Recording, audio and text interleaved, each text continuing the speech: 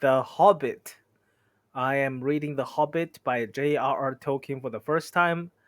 I I've been the Hobbit movie fan, and it's been a few days since I've read this. I look at the last few paragraphs that I left off for the last time, and I barely recognize them. Yeah, I don't remember a whole lot of them, but I do roughly have an idea of what's been going on. And I kind of have a treat for you guys. It's been at least a week since I've done one of these videos, and just thought I should do something extra to, I don't know, spice things up a little bit. It's nothing impressive, but hey.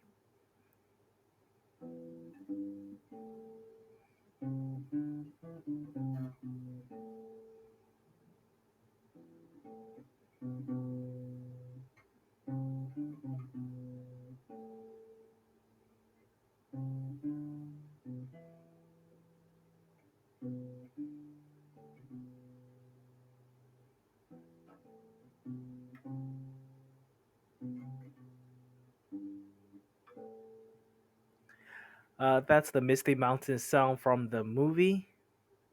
I quite like this song.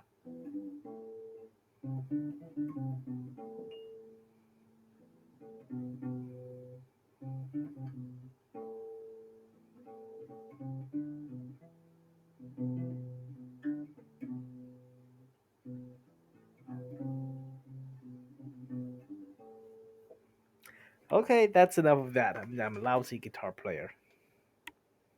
I can't really, I don't know, just understand the music, but listening to it, it's kind of a fatal flaw if you want to learn any instrument.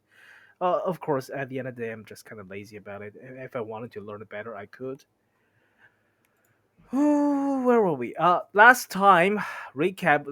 Previously on the Hobbit, Bilbo and the dwarves have escaped from the Wood Elves, who are a bunch of alcoholics. Not a bunch, at least the gatekeepers, the guys who guarded the prisons, were kind of alcoholic, and they were able to escape by hiding in a bunch of barrels and then floating downstream in the river.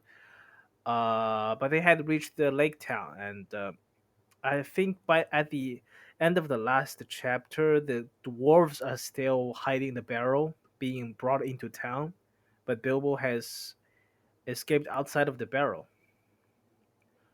Yeah, they are being transported by some raft men. The last sentence from the last chapter was, "They had escaped the dungeons of the king and were through the wood, but whether alive or dead still remains to be seen." Ooh. But Mirkwood is done, and we are in more of a human village, so this should be fun. I should disclose to you the unfortunate fact that I am, in fact, kind of pulling an all nighter here. I'm like 5 hours into my usual nighttime, so I'm like pretty beat up right now. I should be sleeping right now, but instead I'm doing this. So if I like yawn a lot during this reading, it's not necessarily because I'm bored by the story. It's just because I am tired for a whole lot of reasons.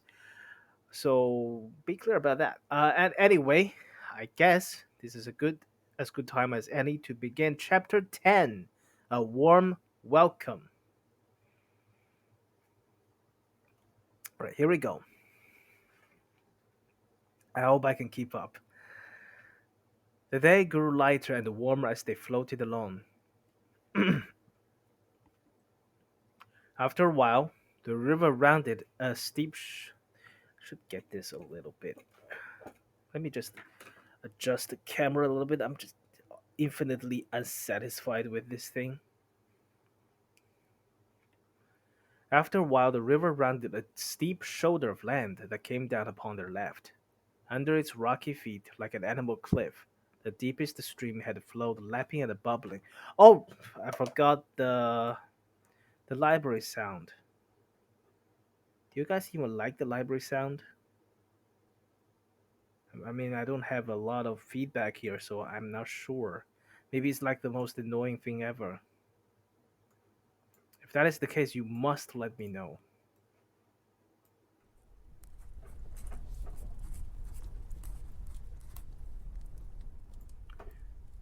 So, how is that? Is that loud? I mean, I'm gonna turn it down a little bit because it's not supposed to be too distracting. Okay, we're in the library. Everybody keep it down.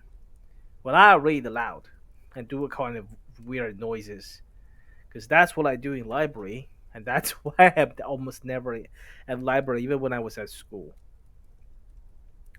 Under its rocky feet, like an island cliff, the deepest stream had flowed lapping and bubbling. Suddenly the cliff fell away, the shore sank, the trees ended, and then Bilbo saw a sight. The lands opened wide about him, filled with the waters of the river, which broke up and wandered in 100 winding courses, or halted in marshes and pools dotted with isles on every side. But still a strong water flowed on steadily through the mist, and far away, its dark head in a torn cloud, there loomed the mountain. Its nearest neighbors to the northeast and the tumbled land that joined it to them could not be seen. All along it rose and looked across the marshes to the forest. The lonely mountain. Bilbo had come far and through many adventures to see it, and now he did not like the look of it in the least. Ah, they're looking at the mountain. That's cool. They're almost at the end. I think we're in the maybe the last stretch of the book. At the very least, in the last one third. As he listened to the talk of the raftmen and pieced together the scraps of information they let fall, he soon realized that he was very fortunate ever to have seen it at all, even from this distance. Dreary as had been his imprisonment and unpleasant as was his position, to say nothing of the poor dwarfs underneath him, still he had been more lucky than he had guessed.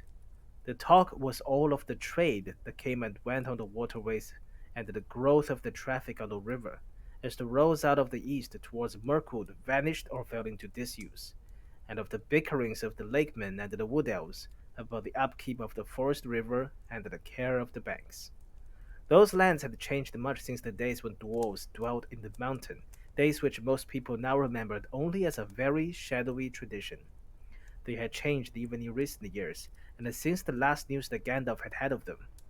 Great floods and the rains had swollen the waters that flowed east, and there had been an earthquake or two, which some were inclined to attribute to the dragon, alluding to him chiefly with a curse and an ominous nod in the direction of the mountain. The marshes and the bogs had spread wider and wider on either side. Paths had vanished, and many a rider and wanderer too, if they had tried to find the lost ways across. The elf road through the wood which the dwarfs had followed on the advice of Beorn now came to a doubtful and a little used end at the eastern edge of the forest. Only the river offered any longer a safe way from the skirts of Mirkwood in the north to the mountain shadowed plains beyond, and the river was guarded by the Wood Elf's king.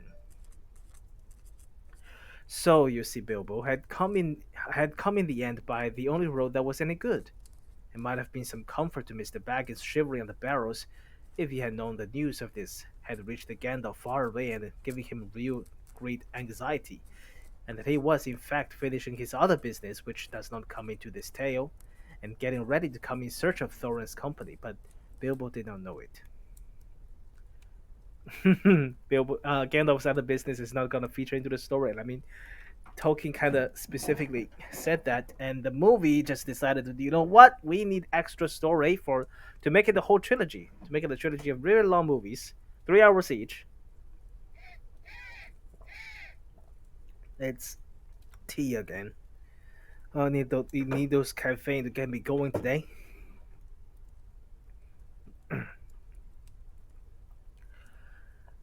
All he knew was that the river seemed to go on and on and on forever, and he was hungry and had a nasty cold in the nose, and did not like the way the mountain seemed to frown at him and threaten him as it drew ever nearer. After a while, however, the river took a more southerly course, and the mountain receded again. And at last, late in the day, the shores grew rocky. The river gathered all its wandering waters together into the deep and the rapid flood, and they swept along at great speed. The sun had set when, turning with another sweep towards the east, the forest river rushed into the long lake. There it had a wide mouth with stony cliff-like gates at either side, whose feet were piled with shingles. The long lake. Bilbo had never imagined that any water that was not the sea could look so big. It was so wide that the opposite shores looked small and far, but it was so long that its northerly end. My phone is acting weird. Damn, it's like I don't know where to put it. It's making noises.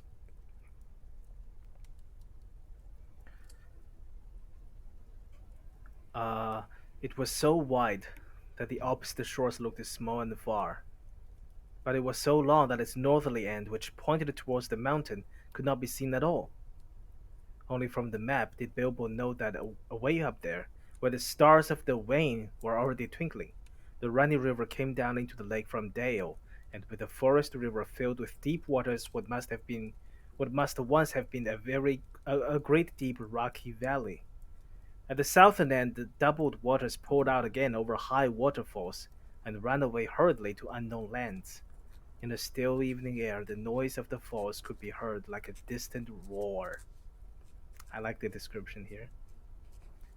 Not far from the mouth of the forest river was the strange town he heard the elves speak of in the king's cellars. It was not built on the shore, though there were a few huts and buildings there, but right out on the surface of the lake, protected from the swirl of the entering river by a promontory of rock which formed a calm bay. A great bridge made of wood ran out to where on huge piles made of forest trees was built a busy wooden town, not a town of elves but of men, who still dared to dwell here under the shadow of the distant Dragon Mountain. Why are they still here? Like, why do anybody still live here so close to the dragon? I guess you know what people people do tend to find a settlement even in dangerous places. I guess for men, especially Middle Earth compared to other species, men just have such a short lifespan compared to others that maybe they can take this kind of risk. Maybe they will feel like they don't get to live like thousands of years, so chances are the dragon won't like bother with them in their lifetime.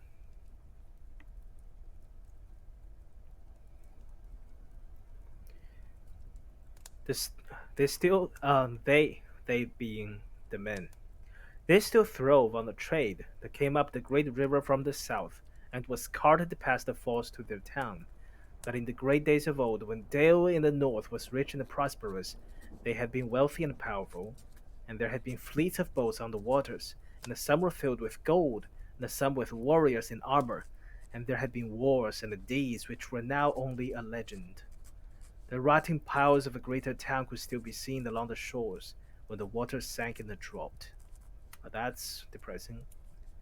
But men remembered little of all that, though some still sang old songs of the dwarf kings of the mountain, Thrall and Thrain of the race of Durin, and of the coming of the dragon, and of the fall of the lords of Dale. Some sang too that Thrall and Thrain would come back one day, and gold would flow in rivers through the mountain gates, and all that land would be filled with new song and new laughter. But this pleasant legend did not much affect the daily business. As soon as the raft of barrels came in sight, boats rolled out from the piles of the town, and voices hailed the raft steerers. Then ropes were cast and oars were pulled, and soon the raft was drawn out of the current of the forest river and towed away round the high shoulder of rock into the little bay of Lake Town. There it was moored not far from the shoreward head of the great bridge. Soon men would come up from the south and take some of the casks away, and others they would fill with goods they had brought to be taken back up the stream to the wood elves' home. In the meanwhile, the barrels were left afloat while the elves of the raft and the boatmen went to feast in Lake Town. They would have been surprised if they could have seen what happened down by the shore after they had gone and the shades of night had fallen. First of all, a barrel was cut loose by Bilbo and pushed to the shore and opened. Groans came from his side, and out crept a most unhappy dwarf. Wet straw was in his dragged beard. He was so sore and stiff, so bruised and buffeted he could hardly stand, or stumble through the shallow water that lay groaning on the shore. He had a famished and a savage look like a dog, and has been chained and forgotten in a kennel for a week. It was Thorin, but you could only have told it by his golden chain and by the color of his now dirty and tattered sky blue hood with its tarnished silver tassel. It was some time before he would even be polite to the hobbit. Well, are you alive or are you dead? Asked Bilbo quite crossly. Perhaps he had forgotten that he had had at least one good meal more than the dwarfs, and also the use of his arms and legs, not to speak of a greater allowance of air. Are you still in prison or are you free? If you want food and if you want to go on with this silly adventure, it's yours after all and not mine. You had better slap your arms and rub your legs and try and help me get the others out while there's a chance. Thorin, of course, saw the sense of this, so after a few more groans he got up and helped the hobbit as well as he could. In the darkness floundering the cold water, they had a difficult and a very nasty job finding which were the right barrels. Knocking outside and calling only discovered about 6 dwarves that could answer. These were unpacked and helped ashore, where they sat or lay muttering and moaning. They were so soaked and bruised and cramped that they could hardly yet realize their release or be properly thankful for it. Dwali and the Balin were two of the most unhappy, and it was no good asking them to help. Bifur and Bofur were less knocked about and drier, but they lay down and would do nothing. Fili and Kili, however, who were young, for dwarfs, and had also been packed more neatly with plenty of straw into smaller casks, came out more or less smiling, with only a bruise or two and a stiffness they soon wore off. I hope I never smell the smell of apples again, said Fili. My tub was full of it. To smell apples everlastingly, but you can scarcely move and are cold and sick with hunger is maddening. I could eat anything in the wide world now, for hours on end, but not an apple. I love apples. With the willing help of Fili and Kili, Thorin and Bilbo at last discovered the remainder of the company and got them out. Poor fat Bombur was asleep or senseless. Doric, Nori, Ori, Oin, and Gloin were waterlogged, and they seemed only half alive. They all had to be carried one by one and laid helpless on the shore. Can I just say, it's a damn miracle that this is still an intact company up to this point.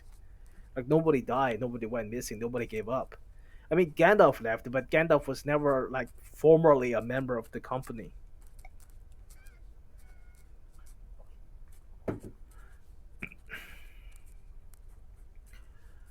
Well, here we are, said Thorin. And I suppose we ought to thank our stars and Mr. Baggins. I'm sure he has a right to be. I'm sure he has a right to expect it, though I wish he could have arranged a more comfortable journey. Still, oh, very much at your service once more, Mr. Baggins. No doubt we shall feel properly grateful when we are fed and recovered. In the meanwhile, what next? I suggest Lake Town, said Bilbo. What else is there? Nothing else could, of course, be suggested. So, leaving the others, Thorin and the Fili and the Kili and the Hobbit went along the shore to the great bridge.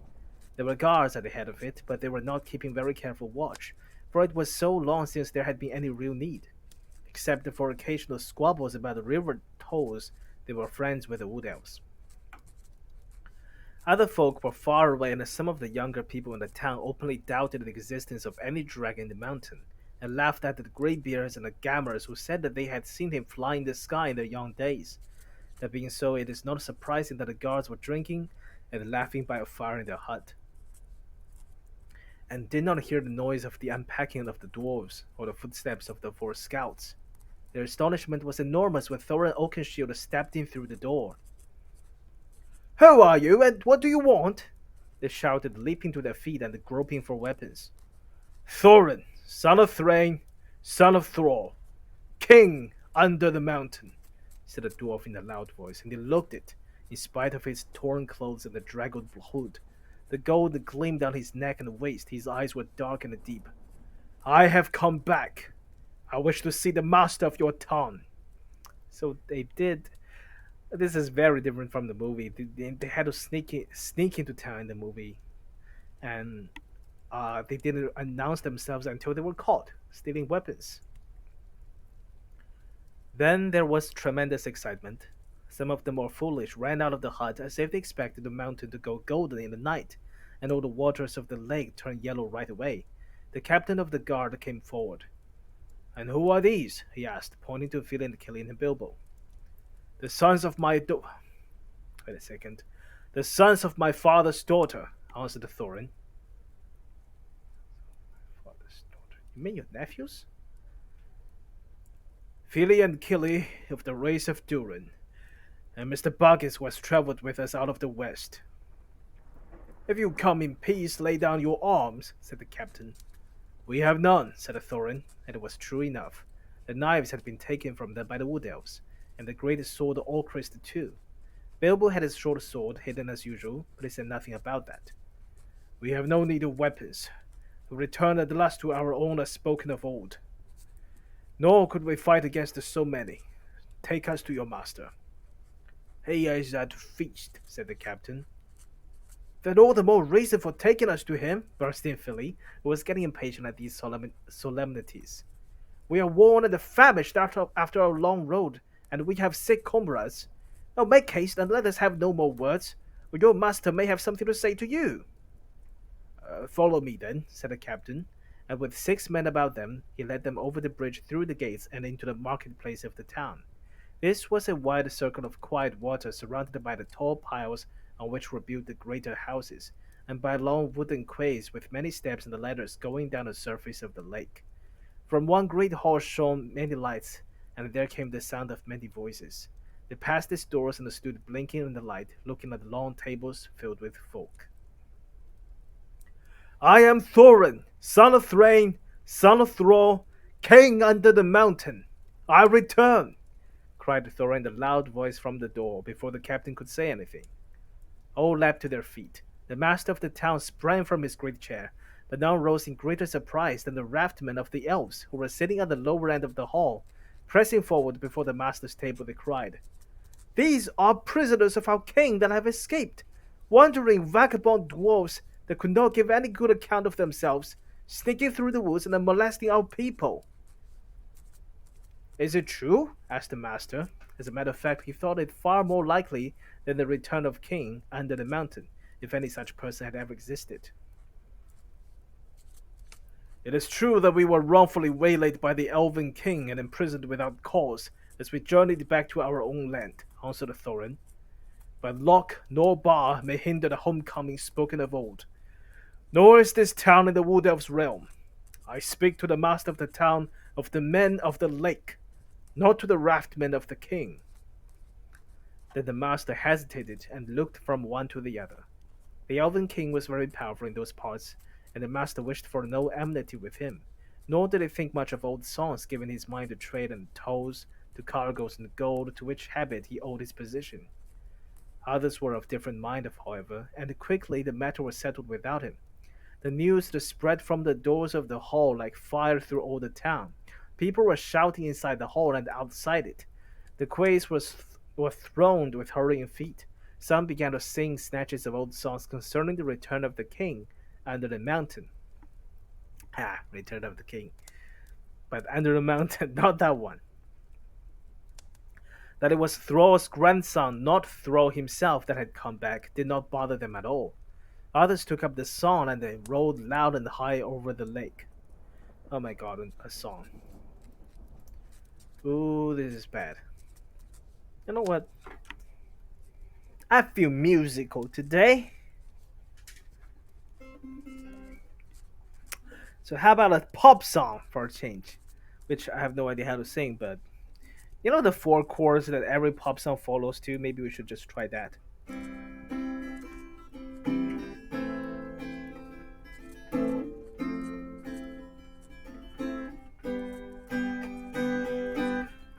The king beneath the mountains, the king of carven stone, Lord of silver fountains, shall come into his own. His crown shall be upholden, his arm shall be restrung. His halls shall echo golden of songs of yore sung. The woods shall wave the mountains and grass beneath the sun. His wealth shall flow in fountains, and the rivers golden run. The streams shall run in gladness, the lakes shall shine and burn. The sorrow filled and sadness at the mountain king's return.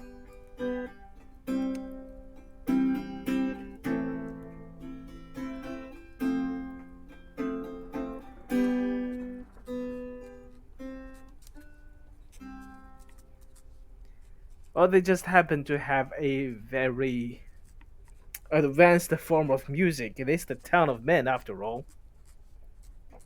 And men are a little less inventive than the elven kind. They're more mundane. So when they invent a song, they just stick to the good old four chords. So they sang, or very like that, only there was a great deal more of it. And there was much shouting as well as the music of harps and of fiddles mixed up with it. Indeed, such excitement had not been known in the town in the memory of the oldest grandfather. The wood elves themselves began to wonder greatly and even to be afraid. They did not know, of course, how Thorin had escaped, and they began to think the king might have made a serious mistake. As for the master, he saw there was nothing else for it but to obey the general clamor, for the moment at any rate, and to pretend to believe that Thorin was what he said. So he gave up to him his own great chair and set Philly and the Killy beside him in places of honor. Even Bilbo was given a seat at the high table, and no explanations of where he came in. No songs had alluded to him, even in the obscurest way, was asked for in the general bustle. I mean, what are they gonna say? Like, this is well, you can say he's a hobbit from the Shire, but like, are you actually gonna say he's serving as the burglar of the company? Soon afterwards, the other dwarfs were brought into the town amid scenes of astonishing enthusiasm. They were all doctored and fed and housed and pampered in the most delightful and satisfactory fashion. A large house was given up to Thorin and his company. Boats and the rowers were put at their service, and the crowds sat outside and sang songs all day, or cheered if any dwarf showed so much as his nose. Some of the songs were old ones, but some of them were quite new and spoke confidently of the sudden death of the dragon, and of cargoes of rich presents coming down the river to Lake Town. These were inspired largely by the master, and they did not particularly please the dwarfs, but in the meantime they were all well contented, and they quickly grew fat and strong again. Indeed, within a week they were quite recovered, fitted out in fine clothes of their proper colors, with beards combed and trimmed, and proud steps. Thorin looked and walked as if his kingdom was already regained, and the smile chopped up into little pieces. Then, as he had said, the dwarf's good feeling towards the little hobbit grew stronger every day. There were no more groans or grumbles. They drank his health, and they patted him on the back, and they made a great fuss of him, which was just as well, for he was not feeling particularly cheerful. He had not forgotten the look of the mountain, nor the thought of the dragon, and he had besides a shocking cold. For 3 days he sneezed and coughed, and he could not go out, and even after that his speeches at banquets were limited to "Thank you very much, thank you very much." Uh, Bilbo's got COVID. Well, the quest to Erebor has been cancelled indefinitely because there has some of the member of the company has tested positive for COVID-19. The Hobbit is cancelled. In the meanwhile, the Wood Elves had gone back up the first river with the cargoes, and there was great excitement in the king's palace. Can we just pretend that these extra Wood Elves that has been present at the king's at the men's banquet are Legolas and the lady elf in the movie, like Tauriel? Was that her name? And what if these were them? Like Legolas was the one that actually grew worried about the dwarf king.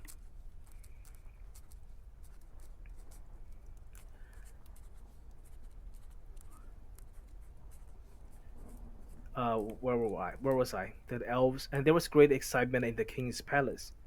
I have never heard what happened to the chief of the guards and the butler. Nothing, of course, was ever said about keys or barrows while the dwarves stayed in Lake Town, and Bilbo was careful never to become invisible. Still, I dare say, more was guessed than was known, though doubtless Mr. Baggins remained a bit of a mystery. In any case, the king knew now the dwarf's errand, or thought he did, and he said to himself, "Ah, very well. We'll see.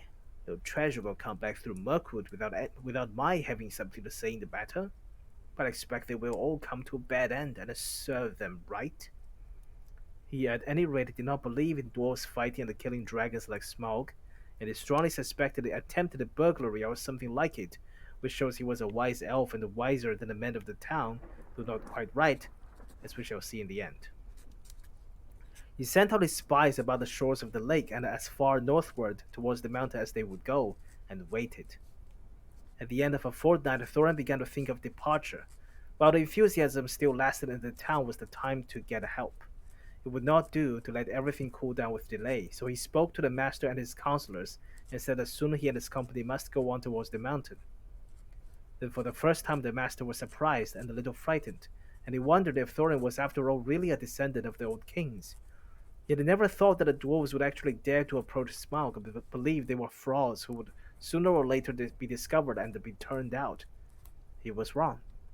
Thorin, of course, was really the grandson of the king under the mountain, and there is no knowing what a dwarf will not dare and do for revenge or the recovery of his own. But the master was not sorry at all to let them go. They were expensive to keep, and their arrival had turned things into a long holiday in which business was at a standstill. Let them go and bother Smaug and see how he welcomes them, he thought. Certainly, O Thorin, Thrain's son, Thrall's son, was what he said. You must claim your own. The hour is at hand. Spoken of old, what help can we offer shall be yours, and we trust to your gratitude when your kingdom is regained. So one day, although autumn was now getting far on and the winds were cold and leaves were falling fast, three large boats left Lake Town laden with rowers, dwarfs, Mr. Baggins, and many provisions. Horses and ponies had been sent round by circuitous paths to meet them at the appointed landing place. The master and his counselors bade them farewell from the great steps of the town hall that went down to the lake. People sang on the quays and out of windows. The white oars dipped and splashed, and off they went north up the lake on the last stage of their long journey. The only person thoroughly unhappy was Bilbo. Oh, shit. That was it. That was chapter 10. That was kind of a short one.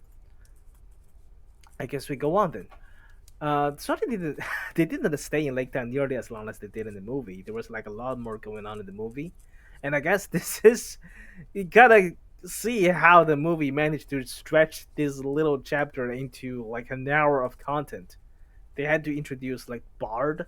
I'm sure Bard is going to be a character here. It's just not as big. And there's the town master was a bigger character in the movie too, and the town master's servant. Oh my god! I must say, I'm not a huge fan of that part of the movie, but knowing that a lot of that had to be original, I mean, I'm not saying I totally agree with the idea of having to make a trilogy of movies out of them, but given the fact that that did happen, and given the fact that a lot had to be made up by the studio guys instead of Tolkien, the, not too bad. They didn't do too bad a job of that when you think about it. Like the movie characters, they were pretty memorable. Maybe because I watched it more than once.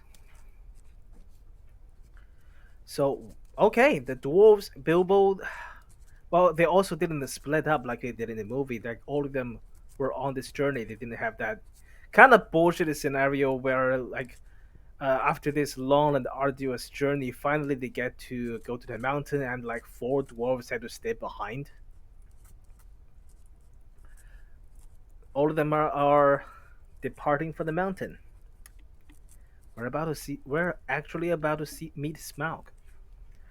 Chapter 11, on the doorstep. So I don't know if I'm going to finish this one. We'll see. In 2 days going, they rode right up the long lake and passed out into the river running. And now they could all see the lonely mountain towering grim and tall before them. The stream was strong and they going slow. At the end of the third day, some miles up the river, they drew into the left or western bank and disembarked.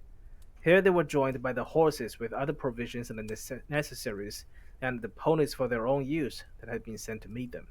They packed what they could on the ponies, and the rest was made into a store and their tent.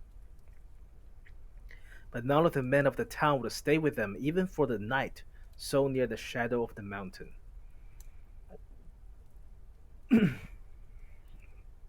Drank too much of that thing. Not at any rate until the songs have come true, said they. It was easier to believe in the dragon and less easy to believe in Thorin in these wild parts. Indeed, their stores had no need of any guard, for all the land was desolate and empty. So their escort left them, making off swiftly down the river and the shoreward paths, although the night was already drawing on. They spent a cold and lonely night, and their spirits fell. The next day they set out again. Bali and Bilbo rode behind, each leading another pony heavily laden beside him. The others were some way ahead, picking out a slow road, for there were no paths. They made northwest, slanting away from the river running, and drawing ever nearer and nearer to a great spur of the mountain that was flying out southwards towards them. It was a weary journey and quite a stealthy one. There was no laughter or song or sound of harps, and the pride and the hopes which had stirred in their hearts and at the singing of old songs by the lake died away to a plodding gloom. They knew that they were drawing near to the end of their journey, and that it might be a very horrible end. The land about them grew bleak and barren, though once, as Thorin told them, it had been green and fair. There was little grass, and before long there was neither bush nor tree, and only broken and blackened stumps to speak of ones long vanished. They were come to the desolation of the dragon, and they were come at the waning of the year. Yeah, they had to like. I'm sorry, my nose is killing me. Uh, didn't they have to like reach the entrance to Erebor by Durin's Day, which is like the last day of summer? Like, Why did they stay in Lake Town for 2 weeks? They reached the skirts of the mountain all the same without meeting any danger or any sign of the dragon, other than the wilderness he had made about his lair. The mountain lay dark and silent before them, and even higher above them. They made their first camp on the western side of the great southern spur, which ended in a height called the Raven Hill. On this there had been an old watch post, but they dared not climb it yet. It was too exposed. Before setting out to search the western spurs of the mountain for the hidden door, on which all their hopes rested, Thorin sent out a scouting expedition to spy out the land to the south where the front gate stood. For this purpose he chose Bali and the Fili and the Kili, and with them went Bilbo. They marched under the grey and silent cliffs to the feet of Ravenhill. There the river, after winding a wide loop over the valley of Dale, turned from the mountain on its road to the lake, flowing swift and noisily. Its bank was bare and rocky, tall and steep above the stream, and gazing out from it over the narrow water, foaming and splashing among many boulders, they could see in the wide valley shadowed by the mountain's arms the grey ruins of ancient houses, towers, and walls. There lies all that is left of Dale, said Balin. The mountain sides were green with woods, and all the sheltered valley rich and pleasant, in the days when the bells rang in that town. He looked both sad and grim as he said this. He had been one of Thorin's companions on the day the dragon came. They did not dare to follow the river much further towards the gate, but they went on beyond the end of the southern spur, until lying hidden behind a rock they could look out and see the dark, cavernous opening in the great cliff wall between the arms of the mountain.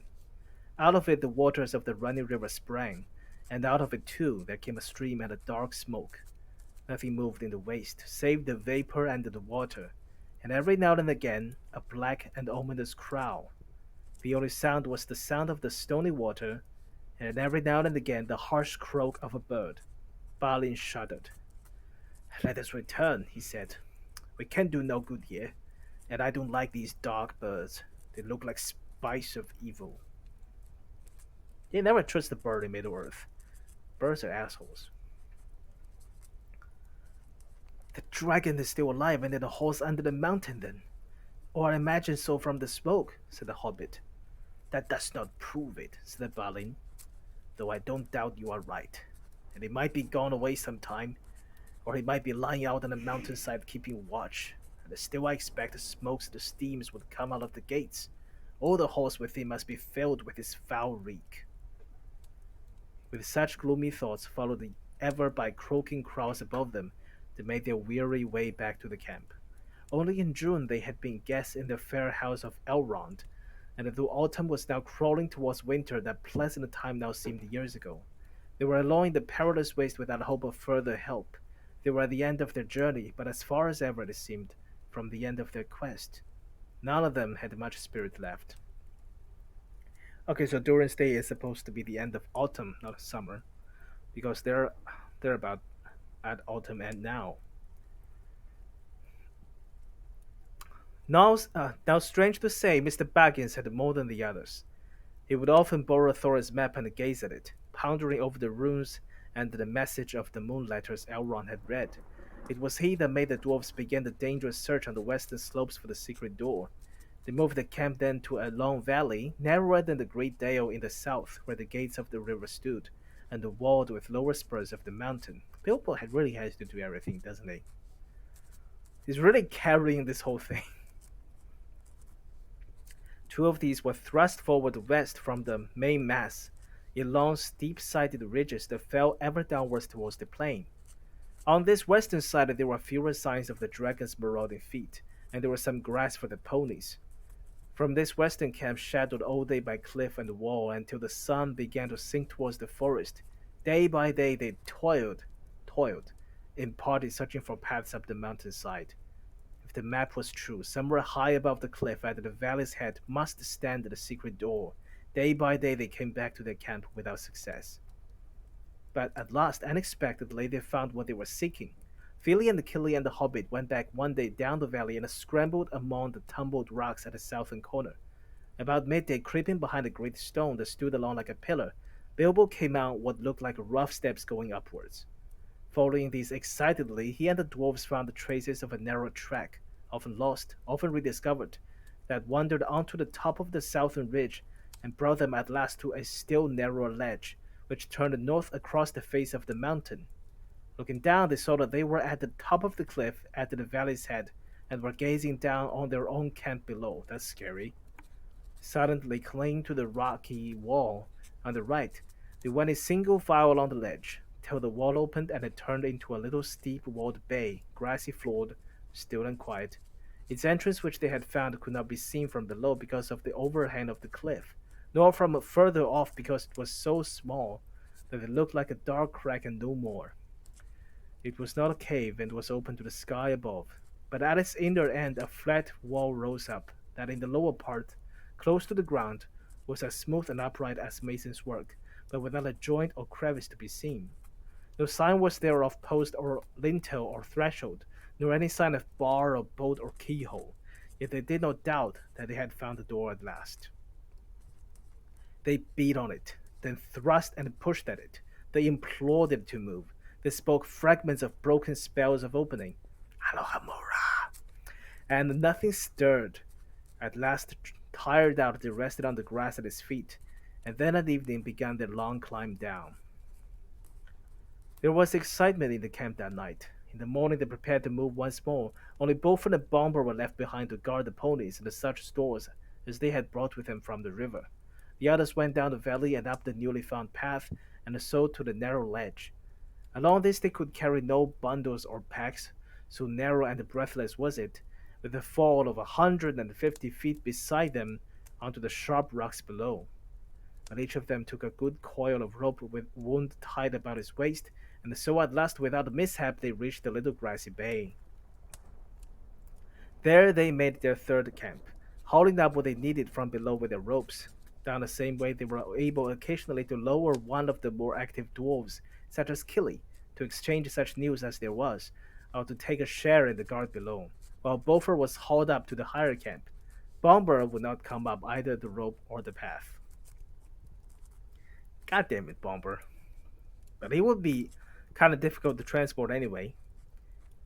I'm too fat for such fly walks, he said. I shall turn dizzy and tread on my beard, and then you'll be 13 again. And the knotted ropes are too slender for my weight. Luckily for him, that was not true, as you will see. Why? What's gonna happen? What's gonna happen to Bomber now? I apologize, I'm gonna have to stop here today. Just maybe halfway through this chapter. Uh, I was hoping I could like at least get through this, but let me see how much there was just left. Oh, actually, you know what? There's I'm probably at halfway through this chapter, but nevertheless, I think this is good place to end.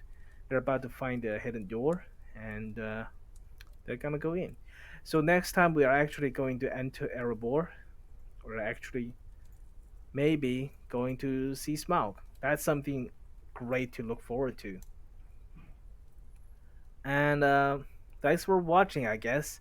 If you're watching this on YouTube, I usually stream my readouts on Twitch, and then I just export them on my YouTube channel. So at any rate, you're very welcome to just comment on the video and leave a like if you will. That would help me a great bunch.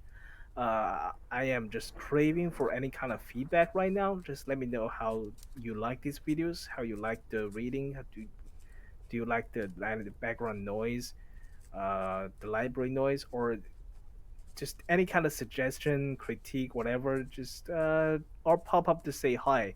Subscribe to the channel if you so wish. And generally, just thanks for watching. I'm just happy you're here. I would really enjoy doing this. So I'm gonna do this whatever if it's just by myself. If no one watches it, that's still fine. I want to read this book, so I might as well just film myself reading this book. But it would mean the world to me if you guys could like pop up and let me know that you're watching. So yeah, thanks for watching. I'll see you next time when we return to Middle Earth once again and possibly meet a dragon. Exciting. Bye.